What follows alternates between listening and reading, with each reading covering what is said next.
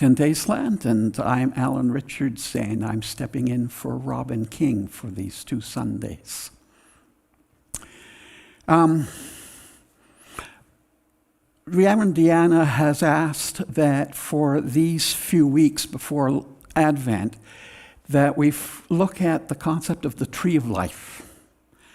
And with her environmental science background, she's talking about the seasons of a tree, how it begins with a seed, grows to maturity, produces fruit, and then there's a time of letting go, as we can see all around us, and a time of ending, and the mystery of how an ending can become a beginning. So this Sunday, we're focusing on seeds and new beginnings. And as I told you during the Learning Together time, Lorraine and I have planted this larch in our backyard. We lived in Lacombe for a while, and there we used to walk our dogs in the Provincial Agricultural Research Station. And they had a wonderful place to walk. And they had a great tree garden, all kinds of trees growing there, and each one with a plaque at its foot that told us what kind it was. And there were these awesome trees that I fell in love with. And I looked at the plaque, and it said, Siberian larch. So when we moved to where we're living, and we went to a greenhouse to get some bedding plants, some tomatoes, all that kind of stuff, there was a seedling of a Siberian larch. So we took it home. And we dug a hole, and we put it in, and we put soil all around it, and we fertilized it and watered it, and then, fingers crossed, would it survive the winter? And in the spring, lo and behold, there were green tips at the end of the boughs. The second reading we read was the story of Jesus' baptism. He has come to the desert at the edge of the Jordan River. His cousin John is there speaking to people, encouraging them to have a change of heart and to find a way to live God's ways, and inviting them into the water and immersing them, baptizing them. And Jesus comes into that water and is immersed underneath. And then he comes up for air. And this amazing thing happens. In his heart, he hears God speaking directly, clearly. You are my child because I love you. In you I'm well pleased. In you I am delighted. In you I have every confidence in who you are and who you will become. And when God said those things, I think God was planting a seed in his heart. And that seed grew, and yes, Jesus grew and became a great healer. He became a great teacher. He loved stories. He hung out with people, and he was there with and for the most vulnerable. He spoke truth to the powerful, and people's lives were changed. That seed of God's first words grew into that incredible work and life. This morning in Killam, you're celebrating baptism, and you're celebrating the baptism of Rose. And Rose, it is the same message for you. You are God's child, and that's because God loves you. And God's love will be there for you as you grow.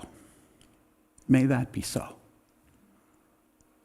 So this is exciting. For Jesus, there was that incredible moment of affirmation, of encouragement, of knowing who he was and where he was going to go with his life. And sometimes it happens to us. Sometimes there are moments in which we find affirmation. Sometimes there are moments in which we find encouragement.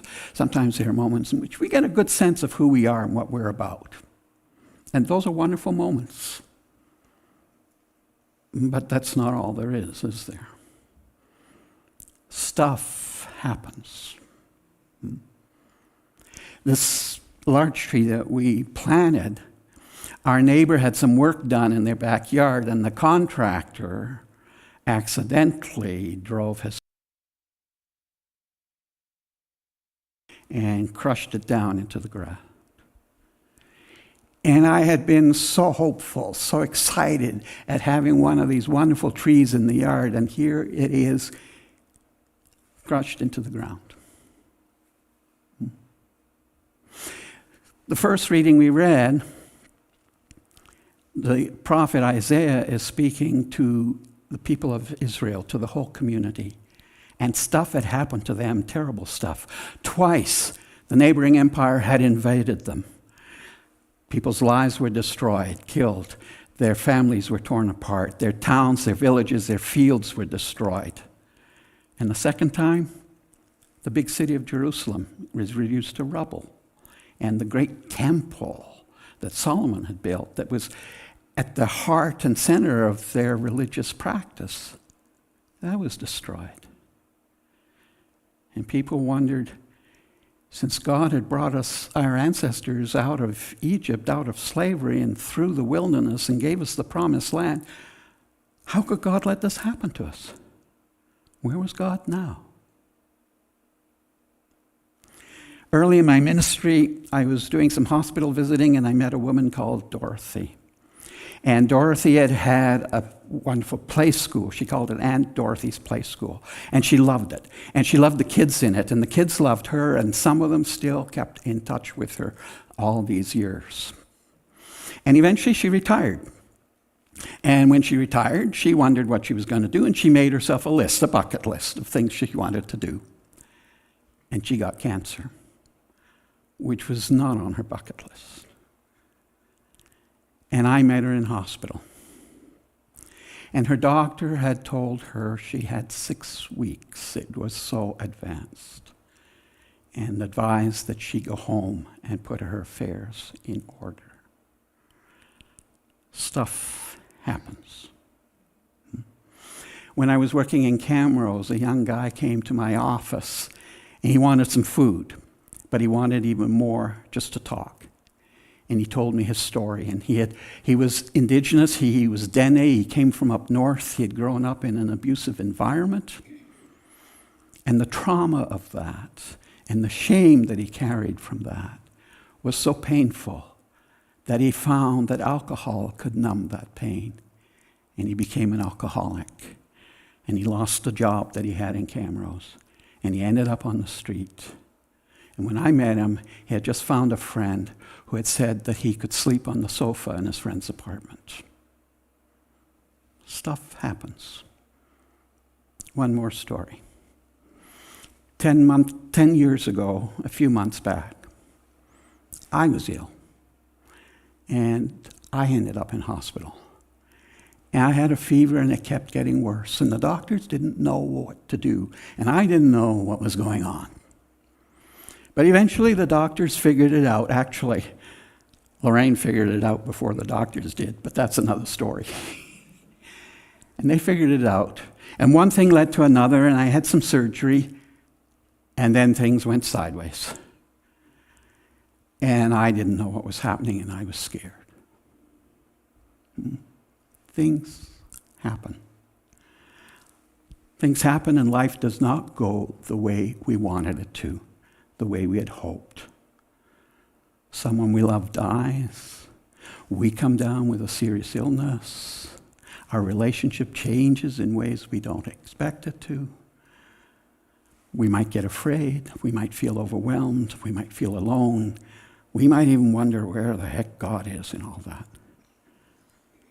Stuff happens. But love happens too. That larch that was laid in the ground there, it wasn't entirely broken. Lorraine and I picked it up, stood it up, put more soil around it, fertilized it some more, and crossed our fingers. And next spring, sure enough, green tips arrived at the ends of the boughs. And years later, you saw what it was like. Yeah. Isaiah speaks to the people and he says, listen, this is what God is telling you in the midst of this crisis that you're in. God is saying, I made you. I started you. You are mine. You are my children. And I will be with you in the storms. I will be with you in your darkest nights because I will complete what I started. Dorothy, she managed to go home. She sat down and she decided the most important thing she could do in her life was to write a letter to each of the kids she was still in contact with. And she wrote a letter and she told them how much she was glad that they had been in her play school and how she enjoyed hearing from them and enjoying knowing how their life was unfolding and their children were growing.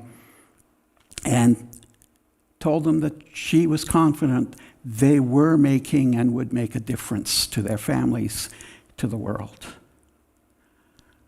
And she did one other thing on her bucket list. She learned Japanese painting. And she painted this beautiful picture of a chickadee sitting on a plum tree branch with a flower. And when I met her, she was in hospital, and she told me this, and she said, that was a new beginning for her. Seed was planted for her when the doctor said, go home and take care of things. And she didn't live 6 weeks. She lived 6 months. And for that time, she had a good life. The fellow who came to my office, he read in the camera's booster that I was retiring. He took me out for coffee.